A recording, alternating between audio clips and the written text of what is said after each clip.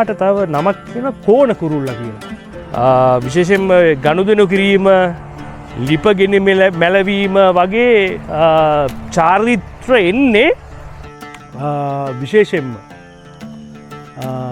මේ අවුරුදු චාරිත්‍ර ගැන අපි බොහෝ දේවල් කතා කරා, අවුරුද්ද ගැන බොහෝ දේවල් කතා කරා.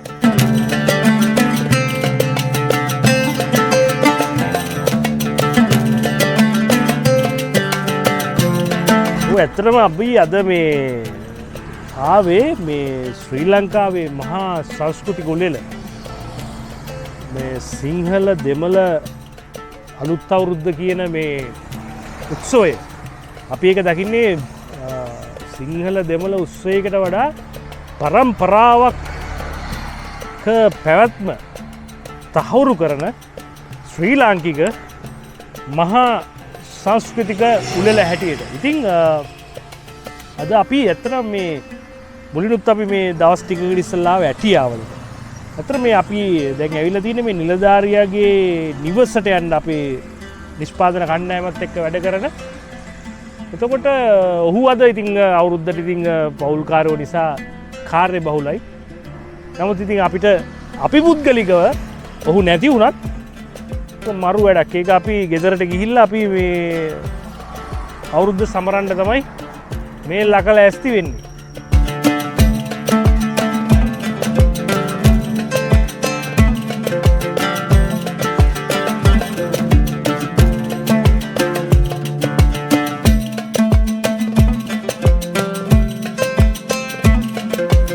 එතකොට මේ ප්‍රදේශයේ තියෙන විශේෂත්වය තමයි කිරිකුමාර දේවතාවුන් වහන්සේ. ඒ කියන්නේ මේක මහනුවර පැත්තේ කිරිකුමාර දේවතාවුන් වහන්සේව හඳුන්වන්නේ මංගර දෙවියෝ කියලා. ඉතින් මේ ප්‍රදේශයත් මංගර දෙවියන්ගේ බැතිමත්තු සහ මංගර දෙවියන්ට වන්දනමාන කළ ප්‍රදේශයක් හැටියට ජනශ්‍රුතියේ සඳහන් වෙන තින්නේ. මේ ජනශ්‍රුතිය කියන්නේ ඇත්ත වශයෙන්ම විද්‍යාවක් නොවන විද්‍යාවක්.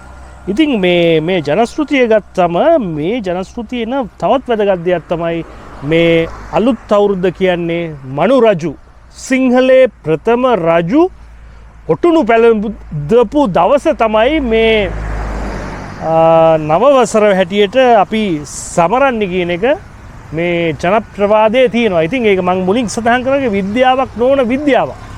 ඉතින් මංගල දෙවියන්ගේ කිරිකුමාර දේවතාවුන් වහන්සේගේ අඩවියට, ඒ අඩවිය තමයි අපේ නිලධාරියත් ඉන්නේ.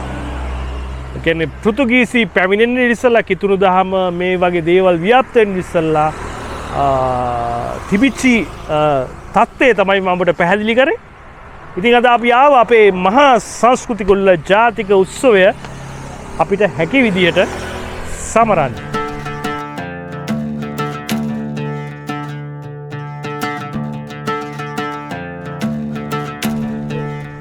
එතකොට මේ ශ්‍රී ලංකාවේ මේ උත්සවය යුනෙස්කෝව සඳහන් කරනවා අස්පර්ශ සංස්කෘතික උළෙලක් හැටියට. කියන්නේ අතින් අල්ලා බැලිය නොහැකි උත්සවයක් හැටියට. ඒ කියන්නේ ඒක ඇත්ත වශයෙන්ම ඒක බලාත්මක කරන්නේ මේ සංස්කෘතික උළෙලේ තියෙන චාරිත්‍ර වාරිත්‍ර වලින්. ඒ කියන්නේ මේ චාරිත්‍ර වාරිත්‍ර ගැන කතා කරන්න කිව්වොත් මැරෙනකන් කතා කරලා ඉවර කරන්න හම්බෙන්නේ නැහැ. ඉතින් අර අතින් අල්ලා බැලිය නොහැකි ලෝකයේ තියෙන උත්සව අතරින්, ඒ කියන්නේ අර ෆීල් වෙන හැටි, තමුන්ට දැනෙන විදිහේ ඒ උත්සවය, ඒ කියන්නේ ඒ ගණයට තමයි යුනෙස්කෝව මේ මහා සංස්කෘතික උළෙල හඳුන්වන්නේ. ඉතින් අර මම මුලින් කිව්වා වගේ අර මනු රජු සිංහලේ ප්‍රථම රජු ඔටුනු පළඳපු දවස මේකට ඉවහල් වුණා කියන කාරණය අංගඤ්ඤ සූත්‍රයේ පවා සඳහන් වෙනවා. එතකොට දැන් අපිට පේනවා මෙතන අපි ඉද්දිත් මේ කුඹුරු වල අස්වැන්න නෙලලා. ඉතින් මේ වගේ තැන්වල තමයි ඈත ගම්මානවල මේ මොහොත වෙනකොට අවුරුදු උත්සව බහුලව වශයෙන් සිද්ධ වෙන්නේ. එතකොට සමහරක් අය මේ ගැන කතා කරනවා මේක ද්‍රවිඩ සංස්කෘතියෙන් අපිට ලැබුණු දෙයක් කියලා. ඒක එහෙම නෙමෙයි. 1884 ව්‍යවස්ථාදායක සභාවේ සාකච්ඡාවක් යනවා බෞද්ධයින්ට වෙසක් උත්සවයේ තියෙනවා හා සමානවම හින්දුන්ටත් නිවාඩුවක් අවශ්‍යයි කියලා. ඉතින් මේක මේ යෝජනාව ඉදිරිපත් කරන්නේ පොන්නම්බලම් රාමනාදම් කියන දේශපාලඥයා.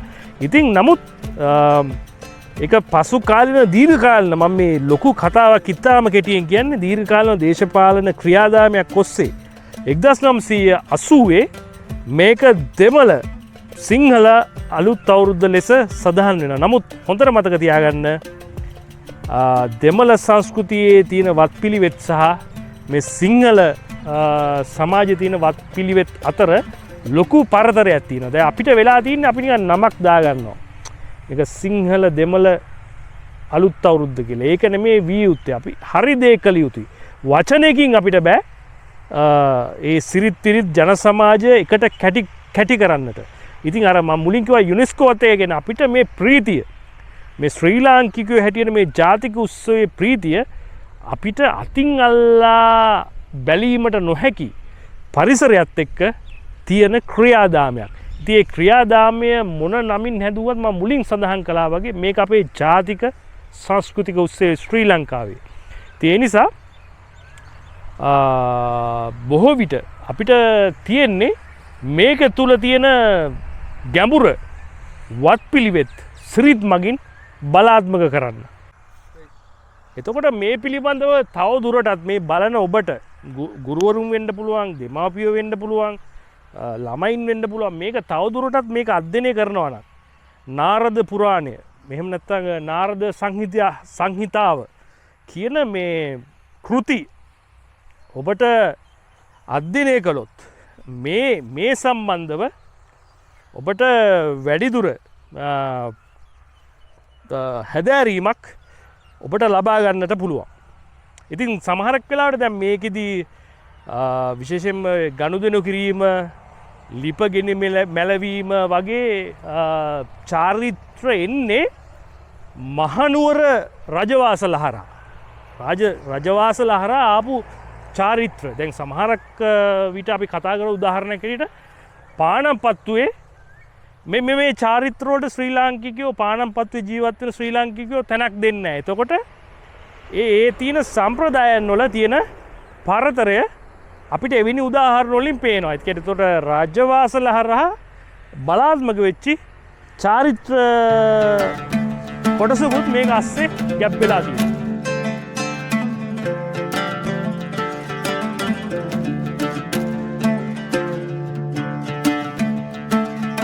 මගේ ජීවිතෙත් මම කිසිම දවසක මේ අවුරුදු චාරිත්‍ර වලට සහභාගී වෙලා නැහැ, නිවසේ කරලා නැහැ. නමුත් මම පිළිගන්නවා ශ්‍රී ලාංකිකයෝ හැටියට ශ්‍රී ලාංකික ජාතිකයන් වශයෙන් අපි මේ පිළිබඳව පුළුල් දැක්මක ඉන්න ඕනේ කියලා. දැන් මේ ඇත්තට මේ අපි ඉන්නේ අපේ නිෂ්පාදන කණ්ඩායමේ අමිල දිසානායක අපේ නිලධාරියාගේ ගේ පිටිපස්ස. මේ පරිසරය කොච්චර චමත්කාර ජනකද කියලා මේ ආපුවම මට ෆීල් වෙන එක ඔබට අනිවාර්යෙන්ම මම හිතනවා මේ රූපරාම බලද්දී ඔබට දැනෙයි කියලා මම විශ්වාස කරනවා. ඉතින් මේ තත්ත්වය තුලදී දැන් මෙතන තමයි අපි දැන් අපේ මේ ජාතික උත්සවයේ අපිට හැකි විදිහට අපි සමරන්නට යන්නේ. ඉතින් ඇත්ත වශයෙන්ම මම කාලෙක ඉඳලා මම කාගේ හරි කවුරු හරි ඇහැවොත් මගෙන් දැන් මොකද කරන්න කියලා මම මේ වෙන විට දැන් මගේ මව අසනීප කාලෙක ඉඳලා පොඩි අසනීප තත්ත්වයක ඉන්නවා. ඉතින් මේ මවත් එක්ක කාලය ගත කරන එක තමයි මගේ මූලික කාර්යභාරය වෙලා තියෙන්නේ. වෙන වැඩවල නිරත වෙනවට වැඩිය. නමුත් අන්න මම දැන් කිව්වේ දැන් ඒ වගේ වාතාවරණයක ඉන්නකොට මේ වගේ පරිසරයකදී මේ වගේ ජාතික උත්සවයක් සමරද්දී අර දැනෙන හැඟීම, අර දැනෙන ශාන්තිය ඔබට වචනෙන් විස්තර කරන්නට මට හරි අමාරුයි. එතකොට මම මේ කියන විශේෂ කාරණේ විශේෂයෙන්ම අපි දන්නවා මේ අවුරුද්දට රබන් පාදනය කරනවා. ඒ නිසා මේක දෙමව්පියෝ ගුරුවරු මේක දරුවන්ට කියලා දෙන්න ඕනේ. රබාන කියන වචනය අපිට මැලේ බසින් අපේ සංස්කෘතික ශබ්දකෝෂයට එකතු වෙච්ච වචනයක්. මැලේ බස අපිට උරුම කරලා දීපු වචනයක් තමයි මේ රබාන කියන එක. ඒ වගේම දැන් මේ පැත්තෙත් අවුරුද්දට සකස් කරන හත්මාලුව කියන එක. හත්මාලුව කියන ව්‍යංජන හත්මාලුව කියන ආහාර වට්ටුරුව පලාතෙන් පලාතර වෙනස් වෙනවා. මතක තියාගන්න ලංකාවේ තාම මේ අවුරුද්ධ චාරිත්‍රත් එක්ක එකතු වෙන ආහාර පාන ගැන නිසි පර්යේෂණයක් තාම ශ්‍රී ලංකාවේ වෙලා නැහැ. මේ දැන් ඉන්න මේ ඇටියාවල ප්‍රදේශයේ හත්මාලුව ගත්තම ඒකට අයිති වෙන ආහාර ද්‍රව්‍ය ඔබට සඳහන් කරනවා නම් කජු මද, එතනින් ගියාම දිය මස, ගොඩ මස, මැල්ලුම, ඇඹුල් කෙසෙල් මේ ආදී ආහාර වට්ටෝරුවක් තමයි මේ ඇටියාවල ප්‍රදේශයේ මේ ජාතික උත්සවයේදී සකස් කරලා තියෙන්නේ. එතකොට දැන් සමහරක් ප්‍රදේශයට ගියාම මේ ආහාරවලට වට්ටක් අදලු. ඒ පලාත රාවණික වෙච්චි බහුලව තියෙන ආහාර ද්‍රව්‍ය මේකට අයිති වෙනවා. සමහරක් උදවිය කියනවා මේ හත්මාලුව සමහර විදි 7කට සකස් කරනවා කියලා. ඉතින් මේ වගේ පුළුල් තාම පර්යේෂණ නොකරපු අර යුනෙස්කෝව කියනවා වගේ අස්පර්ශ අපි අතින් අල්ලා නොබලපු ගැඹුරු සංස්කෘතිමය දහමක් මේක අස්සේ ගැබ් වෙලා තියෙනවා.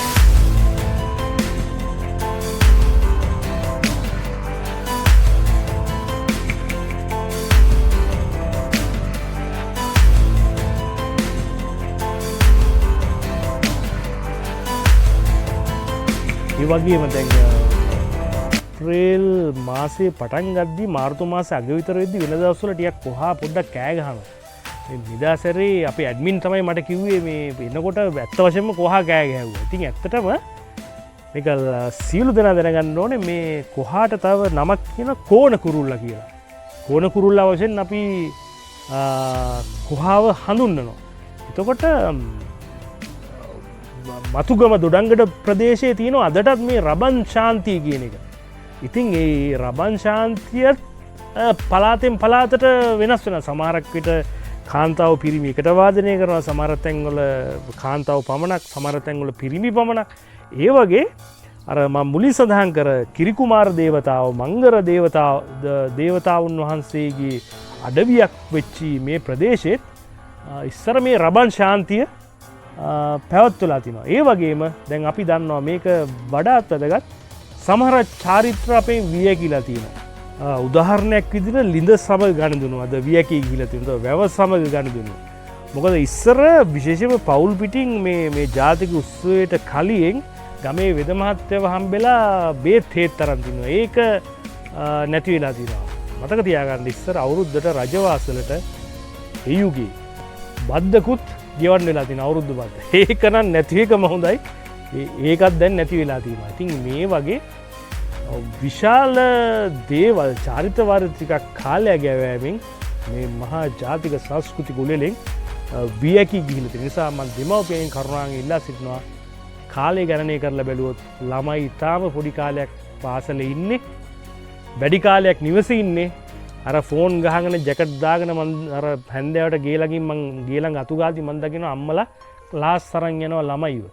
ක්ලාස් අරන් ගියාට විතරක් මදි. ගෙදර අධ්‍යාපන පරිසරය හැදුවොත් තමයි පාසලේ දෙන අධ්‍යාපනය ප්‍රායෝගික දහමක් වෙලා ඔබේ දරුවාව ඉස්සරහට අරන් යන්නට පුළුවන් වෙන්නේ. ඒ නිසා මේ දේවල් ප්‍රායෝගිකව ටීවී එකේ ඕන තරම් පෙන්නනවානේ. කියන්නේ අපිට යන්න බැරි වුණත් මේ දේවල් පිළිබඳව දැනුමක් ලබා දෙන එක හරිම වටිනවා කියන එක තමයි මගේ අදහස. මොකද අධ්‍යාපනයේ 80%ක් තියෙන නිවස තුල.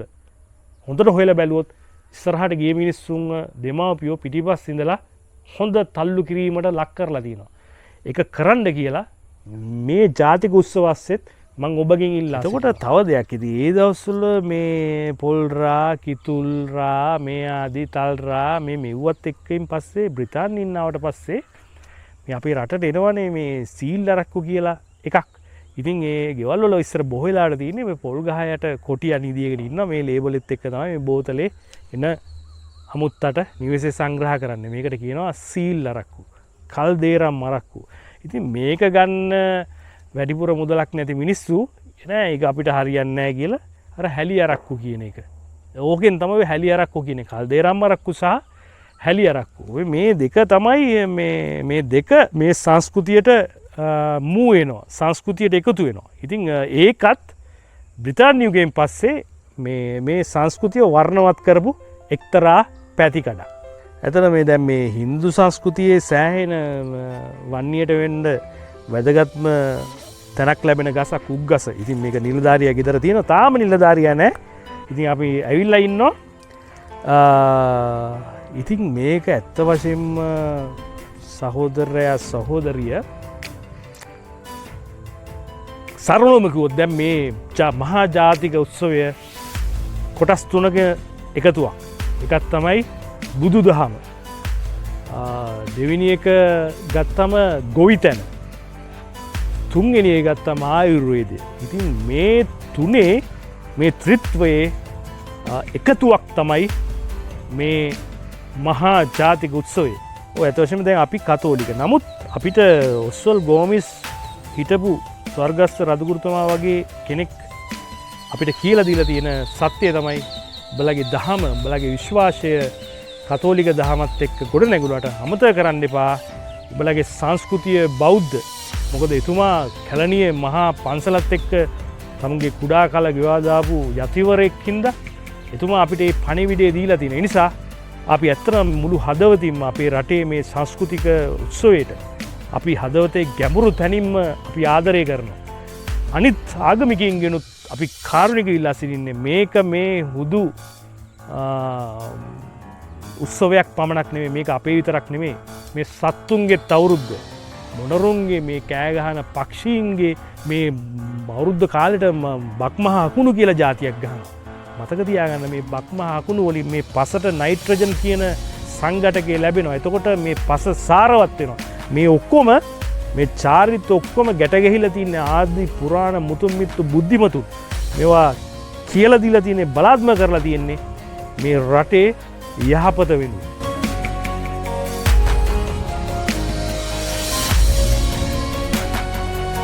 ඔය ඇත්තටම සතුටට කාරණයක් අද අපේ නිලධාරිතුමා අමිල දිසානායක ඉතින් බෞද්ධ හොඳ භක්තිකයෙක් හැටියට, ශ්‍රී ලාංකිකයෙක් හැටියට අද ඉතින් කාර්ය බහුල සතියක තමයි මේ ඉන්නේ.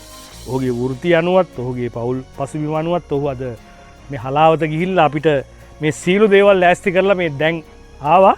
මම මුලින්ම මගේ කල්යාණ මිත්‍රයාට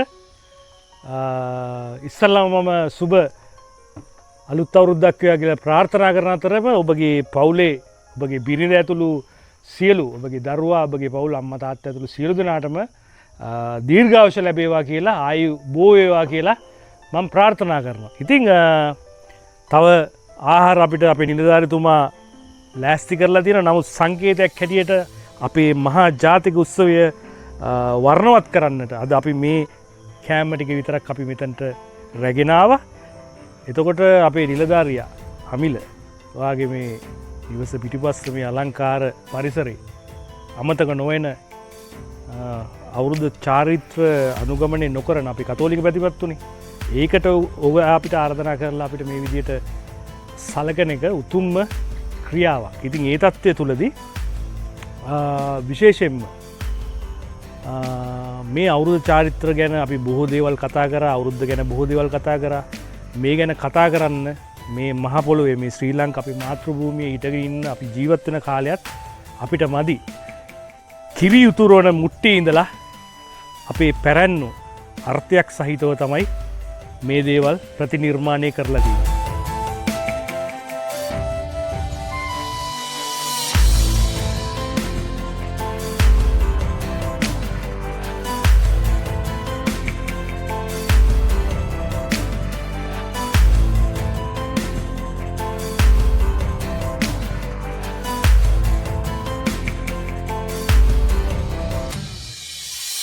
උදාහරණයකට කිරිමුට්ටිය ගත්තොත් කිරිමුට්ටියට යටින් ගින්දර ක්‍රමානුකූලව සැකසීමෙන් තමයි හර විදියට කිරිමුට්ටියක් හතර අතින්ම ඉතිරිලා යන්න ඕනේ. ඒ කියන්නේ ජීවිතේ සමබර කර ගැනීම.